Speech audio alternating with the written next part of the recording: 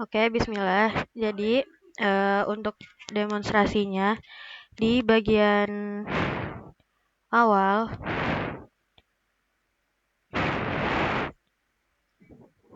kita masukkan dulu untuk directory adminnya.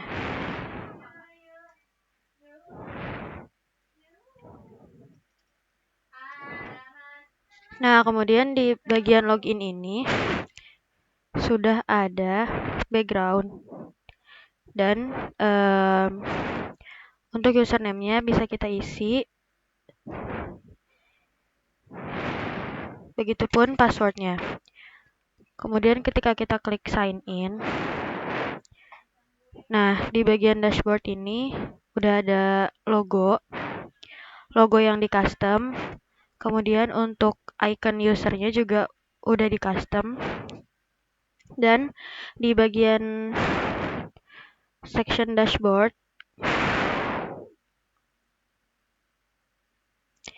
di sini ada beberapa box yang isinya jumlah dari data mahasiswa aktif dan mahasiswa lulus.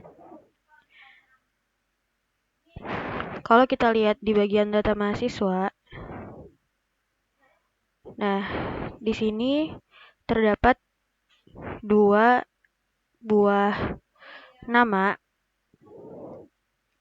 di mana yang satu semester 4, yang satu semester 1. Dan untuk keterangan lulus dan juga tidaknya, kita bisa lihat di bagian dashboard.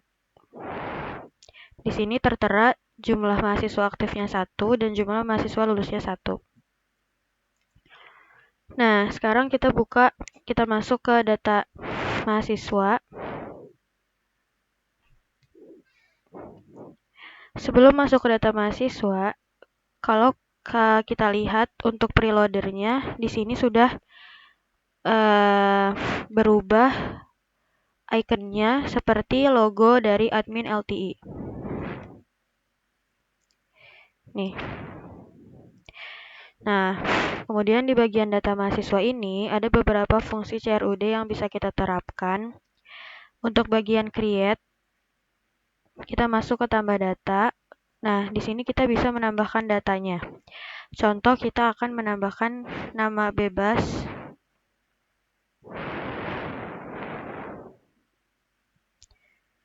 Ini untuk semester.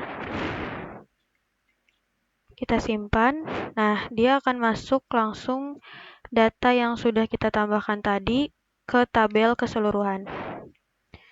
Kemudian, di sini juga ada fungsi dari read, yaitu di view data, di mana kita bisa melihat datanya dari mulai nama, NIM, dan juga semester. Misal kita mau view data di nama Putri, maka yang muncul notifikasinya juga nama yang sesuai dengan tabel dari view data yang kita pilih.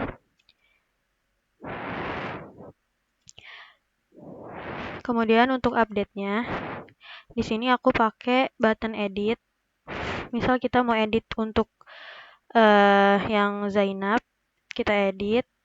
Nah, di sini dia bentuknya bukan pop-up, tapi bentuknya form.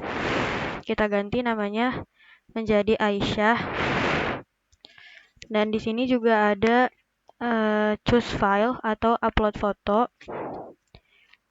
Dan kita bisa masukkan file JPG atau PNG ke sini.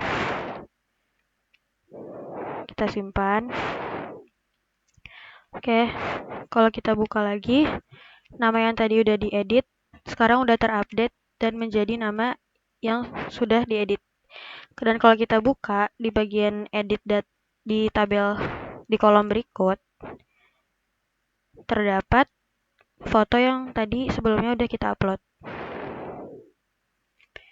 Nah, kemudian fungsi selanjutnya adalah delete. Contoh, kita mau menghapus untuk data Risha, maka kita bisa hapus, dan di sini langsung ada pop-up hapus data dengan button danger.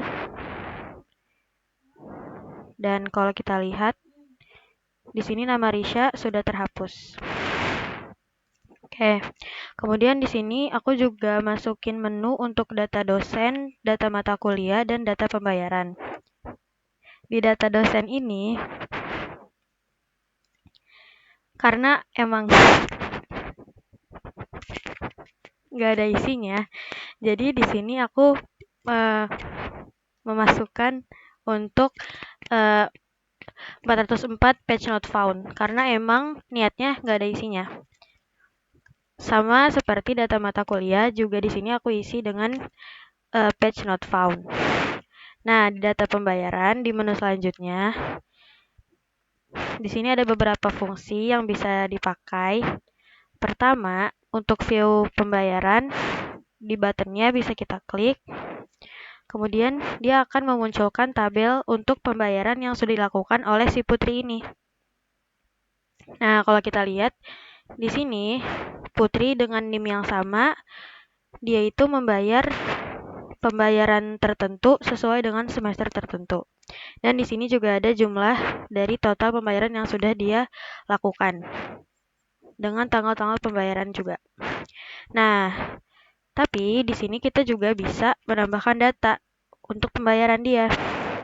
Di sini ada pop-up yang untuk input data pembayaran, untuk nama dan juga NIM-nya. Di sini aku pakai read only, jadi dia nggak bisa diedit. Kemudian yang bisa diedit adalah UAS, berapa dia beli biaya UAS semester, dan jumlahnya juga read only. Contoh kita masukkan untuk pembayaran UAS 200.000 dan semesternya 100.000, maka di jumlah ini langsung menampilkan subtotal dari pembayaran UAS dan juga semester. Oke.